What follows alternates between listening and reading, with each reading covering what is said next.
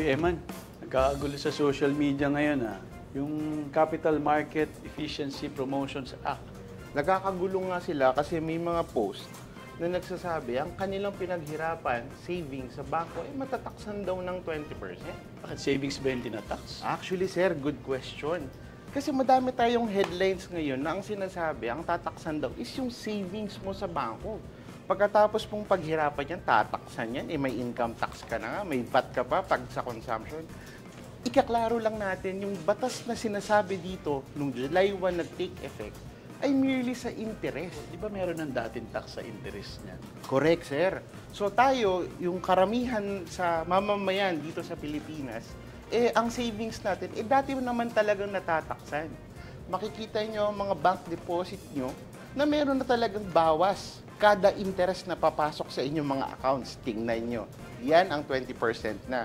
Itong batas na pinatupad ngayon, sir, more of sa time deposit nakakaapekto. I think doon nagkakalituhan kung bagong tax ba to. Basically, may bagong tax rate at merong tinatax na bagong klase ng mga income. Yes, sir. Coming from different sources. Tama, sir. So, yung income, yung interest income natin from our typical savings deposit, yan yung mga bank accounts natin kung saan napupunta ang ating mga payroll. Dati na yan may 20%. Ang pinaka-maapektuhan dyan is yung mga taong nakapag-ipon ng medyo may kalakihang pera at i-invest nila sa time deposit. So, okay ba itong batas na ito? Well, sir, depende yan kung paano mo pina-finance o paano mo nilalaro ang iyong investments, no? So, may mga tao kasi, lalo na particularly yung mga retirees, yung mga nakaipon na, gusto nila yung risk-free, yung insured at guarantee ang kanilang return. That's why, ini-invest nila sa mga time deposits na walang little to no risk kasi fix ang return mo after the maturity ng investment. However, itong ating bagong batas, ang Capital Markets Efficiency Promotions Act, ini-induce or ini-encourage ang mga mamamayan na imbis daw, sabi, narinig ko sa isang hearing, na igastos sa online gambling ang kanilang mga napipon, i-invest na lang. So, ano magiging tax pagka in-invest mo ngayon?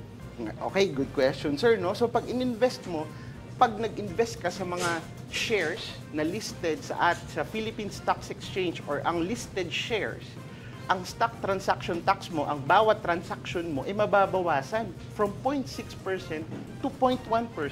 Pero mas common yung mga interest income galing sa bank account. Correct, sir. So, ang late-late na nga ng interest sa bangko, magkano yung magiging tax?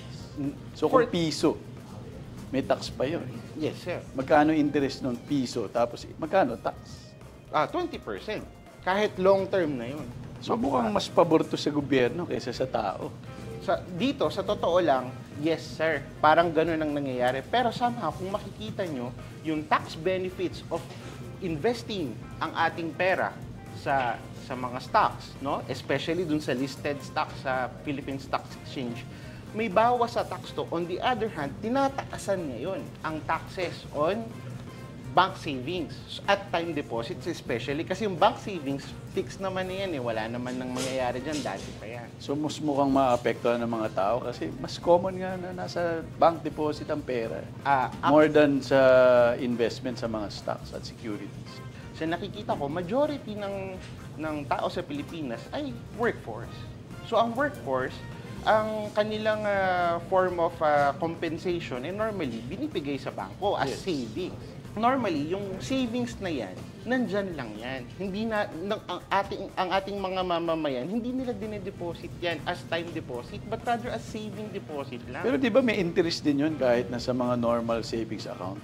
Yes, sir. At dati pa, wala pa tong batas na to. Hindi pa ako nakaka-graduate ng high school, may 20% na tayo dyan. Teka, magsasara yung bangko. Magdideposito muna ako o magwi-withdraw? Sir, kung ako sa inyo, mag-deposit, mag-invest na lang tayo sa stock exchange. Kasi doon, mas mababa ang tax.